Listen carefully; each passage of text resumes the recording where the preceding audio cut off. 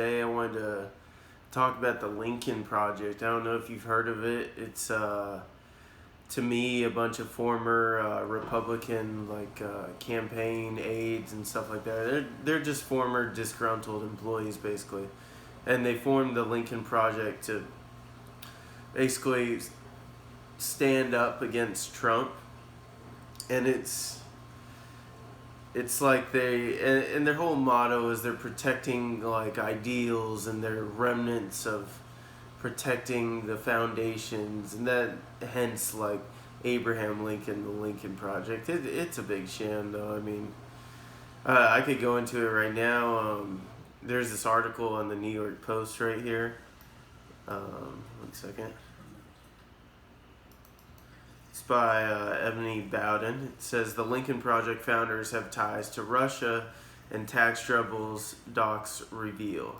So these guys are they might be in quite a bit of trouble. And it just shows you the hypocrisy of some of these people that just yell this Trump, Trump, Trump all day, and then how we're protecting the Constitution and ideals, and that's what this is about. That's not what it's about. So I believe these are the four founders. It's Steve Schmidt, John Weaver, Rick Wilson, and George Conway. I've come across a few of these before. I remember Rick Wilson. He was on the one on CNN, basically making fun of half the country that voted for Donald Trump and saying that we couldn't spot Ukraine on a map if there was the letter U and the actual crane next to it.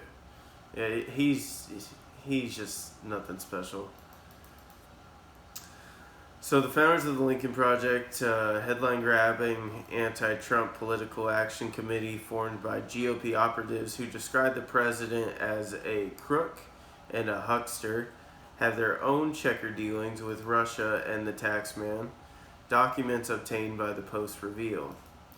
Since its inception last November, announced with a blistering New York Times op-ed, the brainchild of George Conway, Steve Schmidt, Rick Wilson, John Weaver has raked in more than $19.4 million.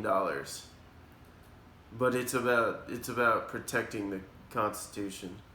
According to FEC filings, and has needled President Trump repeatedly with provocative TV ads. And they've had some ads that were just like so out of bounds and so ridiculous. They had a coronavirus attack ad that was just trying to just dig Trump right in the grave, but it's just ridiculous. But the group, which the National Review on Monday dubbed the Grifter Project, and Senator John Cornyn, a Republican out of Texas, last week dismissed as a cabal of political consultants all in it for the money. And that's exactly what it is for me. It's just a bunch of former political consultants. They are in it for money, but I think even more, they're just upset that President Trump didn't offer them a job. And that was the thing about him, is when he came in, he was done with all this, for the most part, establishment. And these guys they're just in it for the money, and they're just disgruntled former employees that can't get over that President Trump didn't want to work with them. So, I mean, they don't exactly practice what they preach. Co-founder Weaver, a political consultant known for his work on John McCain's and John Kasich's presidential campaigns. And Kasich's another one who he is, I guess just the other day that he said, I don't know if he's leaving the Republican Party or the right. He might as well, because he said that he's going to speak at the the Democratic Convention and give his support for Joe Biden. So these guys claim that they're conservative, but all their ideals, they just drop those as soon as they don't get what they want, or because they don't like Trump. They just forgot all their ideals of being conservative and gonna vote Joe Biden in, or he's gonna support Joe Biden. So it just goes to show. So their presidential campaigns, John Kasich and John McCain's, registered as a Russian foreign agent for uranium conglomerate Tenex in a 6-figure deal last year, filings with the Department of Justice show.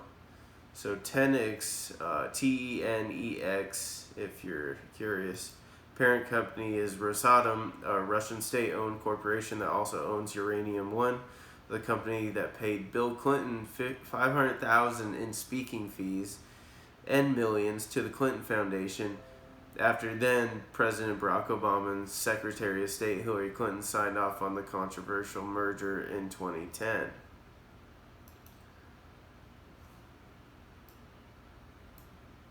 One second here. So Weaver backed out of the lobbying gig in May 2019 and called it a mistake in a tweet in which he denied having taken any money from Tenex, which seems to be true. I don't know if he was involved with them or not.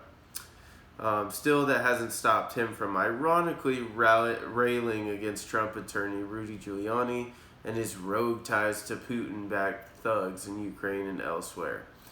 According to IRS filings exclusively obtained by the Post, the Republican operative who has also been repeatedly called Trump a tax fraud and a tax crook on Twitter also has an outstanding $313,655 federal tax lien against his Austin, Texas home. I mean, it just goes on and on. Like, Trump, Trump, Trump, and then you turn around and dig on them, and this is what's going on. This March, an Austin shopping mall also filed a lawsuit against a children's clothing store that Weaver and his wife own, according to court documents obtained by the Post just months after Weaver mocked the president's own string of failed businesses. So Weaver's just a hypocrite. I mean, it's just piling up here. It's not looking good for him. So Weaver's fellow Lincoln Project founder Wilson also had an interesting financial past. According to IRS documents, the GOP strategist has an outstanding $389,420 federal tax lien against his Tallahassee, Florida home, and his bank moved to foreclose on the property in 2016. Now you remember that's the guy I was referring to that went on CNN, and he's just a peach. Wilson, a best-selling author with 1 million Twitter followers, has never disclosed the money he owes publicly, allowing him to sneer online about Trump's decision never to release his own taxes. Oh, really? Really? I could call him a hypocrite, but I don't think that would be enough. At one point, calling him Brocahontas is so clever. Like, why? Why? Brocahontas? What does... maybe if it was Elizabeth Warren, I guess. Despite the fact that American Express had taken Wilson to court for his own unpaid $25,729 credit card bill the year before, documents show. It's very clear this isn't about Trump and Republicans. One GOP source told the Post it's about making money to help pay off their massive personal debts. And they are massive personal debts. Voter records on the Utah Lieutenant Governor's website also show veteran Republican strategist Schmidt, another Lincoln Project boss, hasn't recently voted himself, with his home state listing him as an inactive voter. An inactive voter is someone who has not voted in 2 general elections and has failed to respond to letters from the county clerk, according to Utah's voter registration website. So, they're so anti-Trump, but he's not even voting. So, I don't know. Maybe that's his way of saying he won't vote for the left or President Trump. So, I don't know. Schmidt, who's a communication strategist who has worked for George W. Bush, McCain, and Arnold Schwarzenegger, disputed this account, telling the Post he voted by mail in 2016 and 2018 and registered as an independent in 2018. Oh, okay, so he did vote. The devastating National Review piece dismissed the outfit as little more than the most brazen election season grift in recent memory, and a ragtag band of 3 otherwise unemployed strategists plus 1 lawyer. I couldn't have said that better myself. It's this grifter group that they're just upset that Trump didn't employ him. Ragtag band of 3 otherwise unemployed strategists plus one lawyer. That's a great way of putting it. The group has also drawn the ire of Republican lawmakers such as Cornyn after it began spending money targeting vulnerable GOP members, including Senator Cory Gardner, Colorado, who faces a tough re-election bid. Spokesman for the Lincoln Project declined to comment. Conway Wilson Weaver did not immediately return calls for comment. And here it shows a picture of George Conway on CNN, probably just going on and on. The Lincoln Project, named after Abraham Lincoln, has made a huge splash in the short time it has been in existence. A lot of that due to the fact that one of its creators, anti-Trump Republican George Conway, is married to White House advisor Kellyanne Conway. So that's weird. Kellyanne Conway, who I'm not sure exactly what her title is now, but she works closely with President Trump all the time. She's married. I guess I didn't know that she was married to George Conway of the Lincoln Project.